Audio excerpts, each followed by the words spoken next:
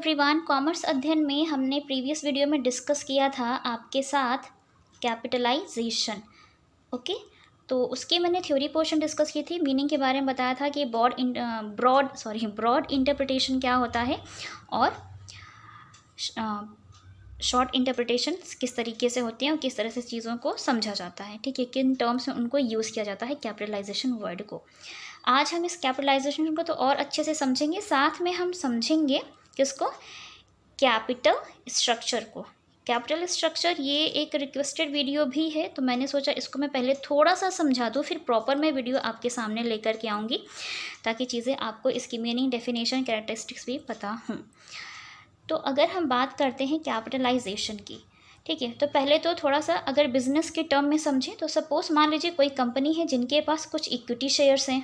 ठीक है, क्या है इक्विटी शेयर्स, समझते हैं ना इक्विटी शेयर्स, आपने पढ़े होंगे अपने 12th में इक्विटी शेयर्स। इनको इशू करके क्या होता है कि कंपनी के पास कुछ कैपिटल अमाउंट आता है। ठीक है, तो हम ये मान लेते हैं कि कंपनी ने कुछ इक्विटी शेयर्स इशू किए होंगे, वहाँ से उन्हें 1 लाख रुपए की शेयर कैपिटल रिसीव हो गई। अब कंपनी के पास कुछ प्रेफरेंस शेयर्स भी रहे होंगे, होते हैं ना प्रेफरेंस शेयर्स, तो प्रेफरेंस शेयर कैपिटल भी इनके पास कुछ आ गई होगी। ये भी हम मान लेते हैं कि 2 लाख, मान लीजिए 2 लाख होगी, इनके पास 2 लाख आ गए होंगे। कंपनी ने कहीं से कुछ लॉन्ग टर्म लोन होगा कंपनी के पास, ठीक है, तो वो भी कंपनी ले लेती है, मान लीजिए ये भी 2 लाख है। ओके, कुछ रिटेन्ड अर्निंग रही होगी। रिटेन्ड अर्निंग समझते हैं, जो उनके पास बची होती है वो क्या होती है, रिटेन्ड अर्निंग, कहीं से रोकी होगी, है ना, उनके पास पैसा कहीं से बचा हो या रुका हुआ हो उनके पास, तो वो चीज़ आ जाती है। तो आप चाहें तो यहाँ पर भी ले सकते हैं। मान लीजिए मैंने ये ले लिया 1 लाख रुपए। मैं ये इजी अमाउंट्स इसलिए ले रही हूँ ताकि ये जब कैपिटल स्ट्रक्चर हम फाइंड आउट करें तो आसानी हो। तो जब आप इनका टोटल करेंगे तो ये कितना हो जाएगा, 6 लाख अमाउंट। ठीक है, 6 लाख हो गया। तो अब ये जो 6 लाख ये अमाउंट आया है ना, ये क्या हो जाता है, आपका कैपिटलाइजेशन हो जाता है। कैपिटलाइजेशन जो होता है, जो भी लॉन्ग टर्म सोर्सेज होते हैं कैपिटल को कलेक्ट करने के, उसका जब आप टोटल करते हैं, सम करते हैं ना ये अमाउंट, तो हम बोलते हैं कि इन सारे कैपिटल अमाउंट्स का क्या कर दिया गया, कैपिटलाइजेशन कर दिया गया। तो ये जो है ये कैपिटलाइजेशन अमाउंट है। ओके, मैं उम्मीद कर सकती हूँ आपको समझ में आ रहा होगा, तो कमेंट सेक्शन में कमेंट करके ज़रूर बताइएगा। अब हम बात करेंगे कैपिटल स्ट्रक्चर की। कैपिटल स्ट्रक्चर क्या होता है कि वो प्रोपोर्शन को बताता है। प्रोपोर्शन मीन्स कि इस 6 लाख रुपए में कितने percent equity share capital amount है, कितने percent preference share capital amount है, कितना percent long term loan amount है, कितना परसेंट आपकी रिटेन्ड अर्निंग है। ठीक है, ये आप ऐसे भी समझ सकते हैं, जैसे मान लीजिए कि अगर आपको एक घर बनवाना है, ठीक है, हमारे पेरेंट्स घर बनाते हैं तो वो पहले अब घर बनाने के लिए अमाउंट कलेक्ट कर लेते हैं।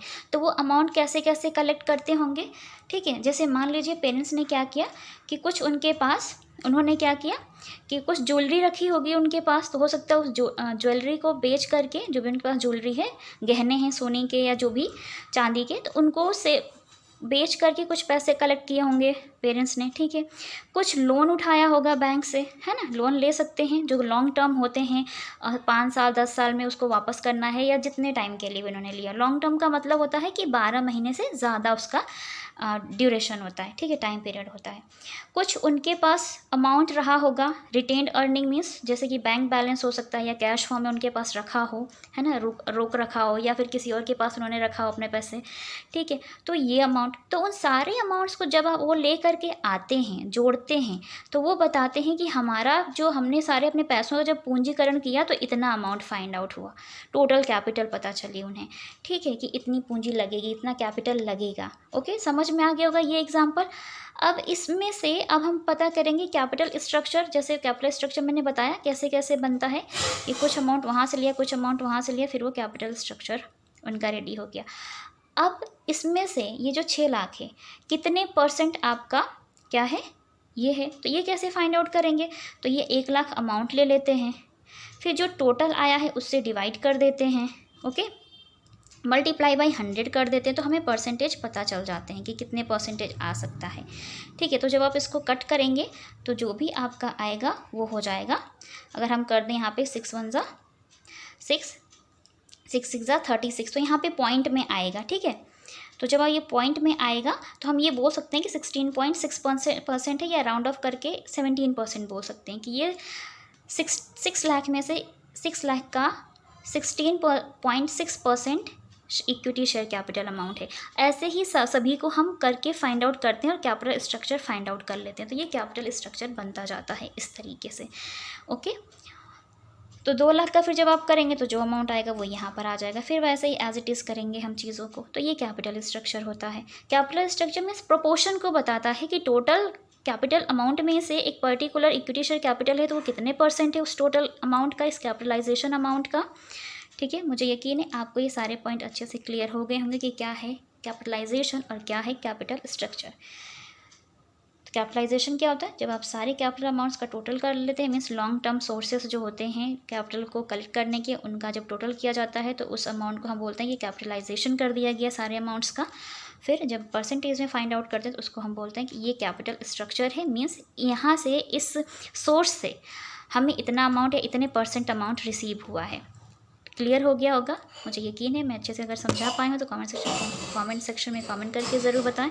वीडियो अच्छा लगा तो लाइक करें, चैनल पर नए विजिटर हो चैनल को सब्सक्राइब कर लें, बेल आइकन को प्रेस कर लें ताकि आपको आने वाली वीडियोस की नोटिफिकेशंस टाइम पर मिलती रहें। ज़्यादा इन्फॉर्मेशन के लिए आप मुझे इंस्टाग्राम पेज पर फॉलो कर सकते हैं, उसका लिंक आपको डिस्क्रिप्शन बॉक्स में मिल जाएगा। आज की वीडियो में इतना ही, मिलते हैं नेक्स्ट वीडियो में। तब तक के लिए take care and thank you so much for watching this video.